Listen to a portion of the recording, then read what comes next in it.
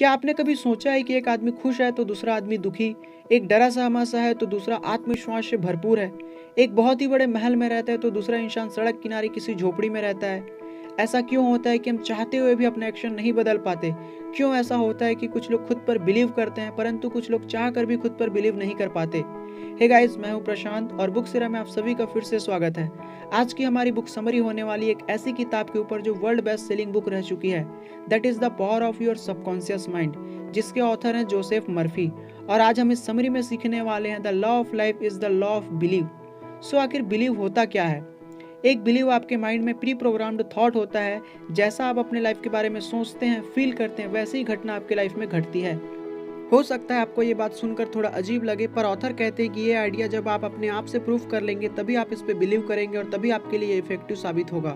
Joseph Murphy ने अपने subconscious mind के पावर को प्रूव किया और इसी एक्सपीरियंस के बेस पर उन्होंने ऐसे इंपॉर्टेंट लेसन दिए जिसके थ्रू कोई भी व्यक्ति अपने सबकॉन्शियस माइंड के पावर का उपयोग करके वो सभी चीज हासिल कर सकता है जो उसने कभी सोचा ना हो। यह बुक समरी बहुत इंपॉर्टेंट और थोड़ी लंबी होने वाली है, इसलिए हमने इस समरी को 2 चैप्टर में डिवाइड किया हुआ है। तो चलिए चैप्टर 1 के इंपॉर्टेंट लेसन को समझते हैं। The treasure house with in you. Author कहते हैं आपके अंदर एक बहुत बड़ा खजाना छुपा पड़ा है। आपको अपनी आंखों को खोलकर देखना है और एहसास करना है। आपको पता होगा अगर हम किसी आयरन रोड को मैग्नेटाइट करें तो वो अपने वेट से 10 गुना ज़्यादा वेट उठा सकता है। वहीं उसकी मैग्नेटिक पावर छीन ले तो वो उतना वेट नहीं उठा पाएगा। यही सेम चीज़ें हमारे साथ होती है। मैग्नेटिक लोग कॉन्फिडेंट होते हैं, नॉन मैग्नेटिक लोग अंडर कॉन्फिडेंट होते हैं और खुद पर डाउट करते हैं। और इन सब का जवाब आपके अंदर बसे सबकॉन्शियस माइंड में है जो आपको कंट्रोल करता है। हमारा सबकॉन्शियस माइंड इतना स्ट्रांग होता है कि अगर हम किसी चीज़ को अपने दिमाग में बैठा ले तो उसे पाने के वो 1000 रास्ते बता देगा। पर सबके मन में आता है कि ये सबकॉन्शियस माइंड आखिर है क्या? अगर हम ब्रेन को 2 पार्ट में डिवाइड करें तो उसके नाम होंगे कॉन्शियस माइंड और सबकॉन्शियस माइंड। कॉन्शियस माइंड आपका लॉजिकल ब्रेन होता है जो आपके अंडरस्टैंडिंग पर काम करता है और ये आपके कंट्रोल में होता है। सबकॉन्शियस माइंड वह होता है जो आपके अचानक किए गए एक्शन जिसे आप कंट्रोल नहीं कर सकते, उसे आपका सबकॉन्शियस माइंड कंट्रोल करता है। कॉन्शियस माइंड के पास आपके ब्रेन का 10% पावर होता है और आपके सबकॉन्शियस माइंड के पास आपके ब्रेन का 90% पावर होता है। और यहाँ पर समझने वाली बात यह है कि जो पढ़ाई में कमज़ोर या अपने लाइफ में अनसक्सेसफुल होता है वह सिर्फ अपने कॉन्शियस माइंड यानी माइंड के सिर्फ 10% पावर का इस्तेमाल करता है। और इसी के जस्ट अपोजिट जो टॉपर या सक्सेसफुल होता है वह कॉन्शियस और सबकॉन्शियस यानी माइंड के 100% पावर को यूज करता है और ज्यादा सक्सेसफुल होता है। पर सबकॉन्शियस माइंड काम कैसे करता है? सबकॉन्शियस माइंड हमारा अनकॉन्शियस दिमाग है जो हमारी breathing, heart beat, blood circulation और सभी अनकॉन्शियस एक्शन को कंट्रोल करता है।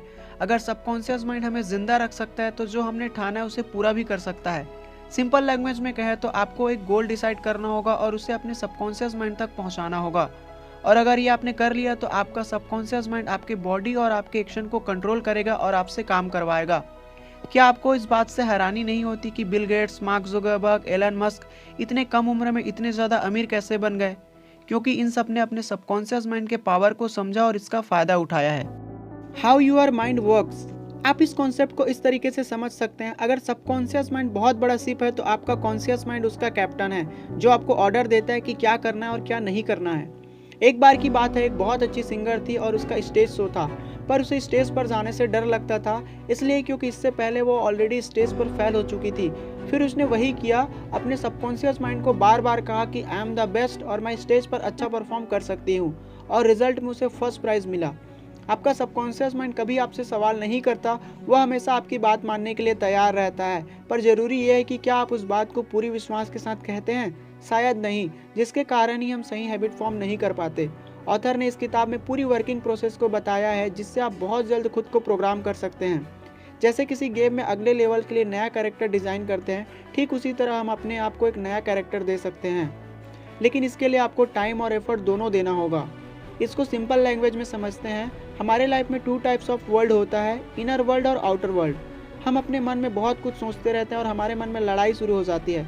कोई नई सॉन्ग या कोई नई मूवी देखी हो उसके बारे में सोचते रहते हैं, वो होता है हमारा इनर वर्ल्ड।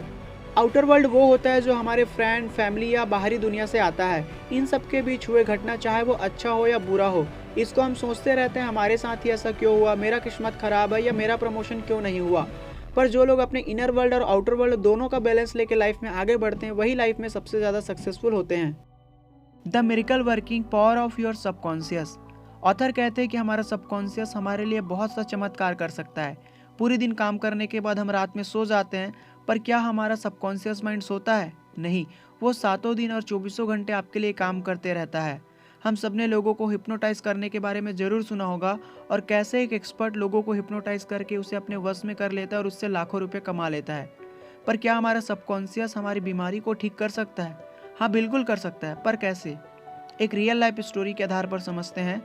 एक प्लेन क्रैश में एक पर्सन की सारी हड्डी टूट चुकी थी और सभी डॉक्टरों ने ये उम्मीद छोड़ दिया था कि अब ये बच पाएगा। पर उस आदमी ने एक स्ट्रॉन्ग बिलीव के साथ अपने मन में ठान लिया था कि वो क्रिसमस के दिन ठीक होकर ही रहेगा, और ना ही उसने किसी की बात सुनी, और दिन रात अपने माइंड में एक ही बात कहता रहता और अपनी इमेजिनेशन में एक ही चीज़ देखता रहता कि वो कैसे क्रिसमस के दिन ठीक होकर अपने पैरों पर चल रहा है। और यही पॉजिटिव एटीट्यूड के साथ उन्होंने 8 महीने तक अपने माइंड में इस बात को कंटिन्यूसली रखा, और परिणाम के रूप में क्रिसमस के दिन वो अपने पैरों पर चलने लगा। एक आदमी कैसे अपने सबकॉन्शियस माइंड के पावर का उपयोग करके अपने पैरों पर चला। अगर आप इसकी पूरी स्टोरी जानना चाहते हैं तो आप इसे गूगल पर miracle man the story of Morris Goodman के नाम से सर्च कर सकते हैं। Mental healing in ancient time. क्या आपको पता है पुराने ज़माने के लोग कैसे मेंटल हीलिंग करते थे और बहुत जल्दी रिकवर हो जाते थे? वो 3 स्टेप फार्मूला का यूज़ करते थे।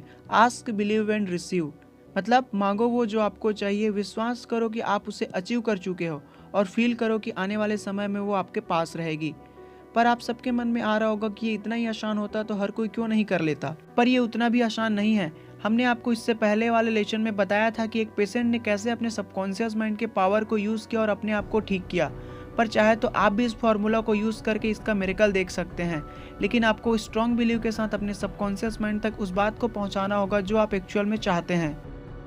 Mental healing in modern time. अब हम मेंटल हीलिंग के मॉडर्न टेक्निक्स के बारे में जानेंगे।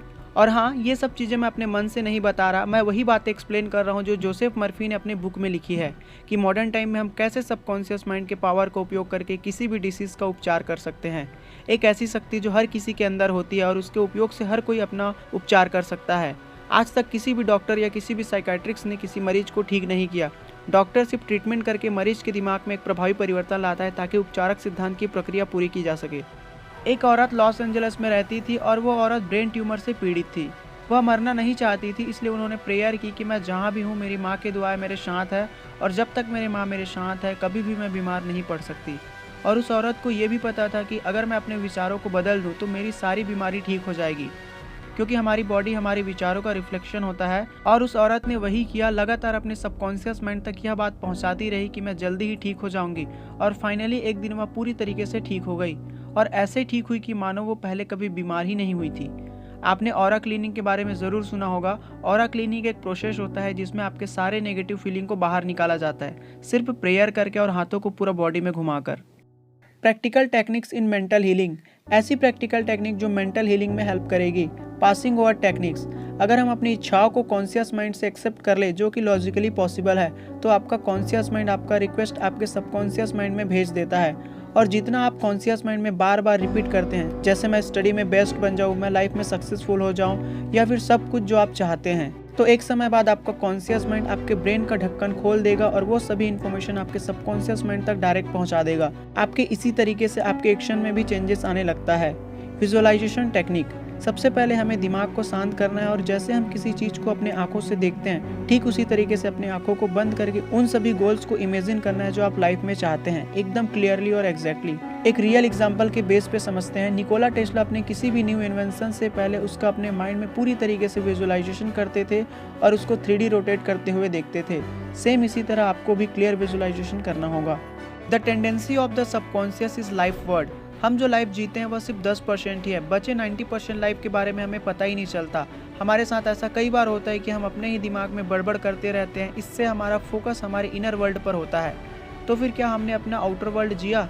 शायद नहीं, क्योंकि हम अपने दिमाग में फंसे रह जाते हैं और अपने लाइफ को ख़राब समझते हैं, बल्कि ऐसा नहीं है। जब आपका फोकस इनर वर्ल्ड पर होगा तब आप इनर फीलिंग को महसूस करेंगे, और जब आपका फोकस आउटर वर्ल्ड पर होगा तब आप आउटर फीलिंग को महसूस करेंगे। यहाँ एक एग्जाम्पल से समझते हैं। एक बहुत बड़े आदमी को टीबी की बीमारी थी और उसने इस बीमारी को एक पॉजिटिव अफर्मेशन के साथ ठीक कर लिया।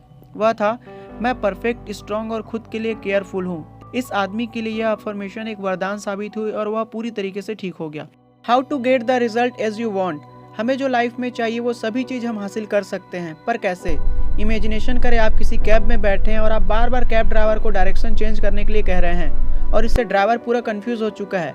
इससे क्या आप अपने डेस्टिनेशन तक पहुंच पाएंगे? शायद नहीं, क्योंकि आपको क्लियर ही नहीं है कि आपको जाना कहाँ है। ऑथर कहते हैं हमें विल पावर नहीं, इमेजिनेशन पावर यूज़ करना चाहिए।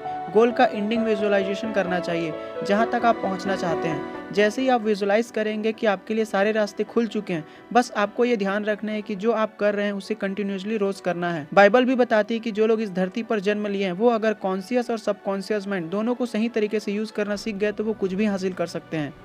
How to use the power of subconscious mind for wealth. अमीर बनने के लिए सबकॉन्शियस माइंड के पावर को यूज कैसे करें? आप सिर्फ ये बोलकर अमीर नहीं बन सकते कि I am the richest person in the world. आप जब ये अफर्मेशन बोलते हैं तो आपका फोकस अमीर बनने पर जाता है, पर यह अफर्मेशन फेल हो जाता है। अब हम जानेंगे कि अफर्मेशन फेल क्यों हो जाता है। ऑथर कहते हैं कि जब हम ये कहते हैं कि मैं अमीर हूँ तो ऐसा लगता है कि हम खुद से झूठ बोल रहे हैं, और ऐसा इसलिए होता है क्योंकि हमारे कॉन्शियस और सबकॉन्शियस माइंड में एक लड़ाई शुरू हो जाती है। इसलिए रोज आप अपने से ये कहें कि मैं अपने काम के लिए ईमानदार हूँ और मैं अपने काम को पूरी ईमानदारी से कर रहा हूँ और मैं दिन ब दिन ग्रो कर रहा हूँ। इस अफर्मेशन को आप रिपीट करेंगे तो आपको ऐसा बिल्कुल भी नहीं लगेगा कि आप खुद से झूठ बोल रहे हैं। आप जितना ज़्यादा फोकस अपने गोल पर रखेंगे उतना ही आपको पॉजिटिव रिजल्ट मिलेगा। हमने ऐसे बहुत लोगों को सुना है जो पैसे के लिए एक दूसरे का मर्डर कर देते हैं और पैसे से ही लड़ाई शुरू होती है, जो कि बिल्कुल गलत है। पैसे आपके कंट्रोल में होता है। आप चाहे उसे अच्छे काम के लिए यूज़ कर सकते हैं, आप चाहे उसे बुरे काम के लिए यूज़ कर सकते हैं। आप चाहे तो लोगों की भलाई के लिए यूज़ कर सकते हैं या फिर आप उसकी बुराई के लिए कर सकते हैं। ये आपके ऊपर डिपेंड करता है। एक और एग्जाम्पल के थ्रू समझते हैं। एक औरत जो इलेक्ट्रिसिटी से खाना बनाती है तो उसके लिए इलेक्ट्रिसिटी बहुत अच्छी है, पर एक पर्सन है जो इलेक्ट्रिसिटी से लोगों को शॉक देकर मारता है तो लोगों के लिए इलेक्ट्रिसिटी बुरी बन जाती है। तो क्या इलेक्ट्रिसिटी सबके लिए बुरी हो गई? नहीं, उसे हमारा करने का ढंग डिसाइड करता है। इलेक्ट्रिसिटी न्यूट्रल होती है, उसे हम अच्छा या बुरा बनाते हैं। इसी तरह पैसों को भी हम अच्छा या बुरा बनाते हैं। Thanks for watching my video.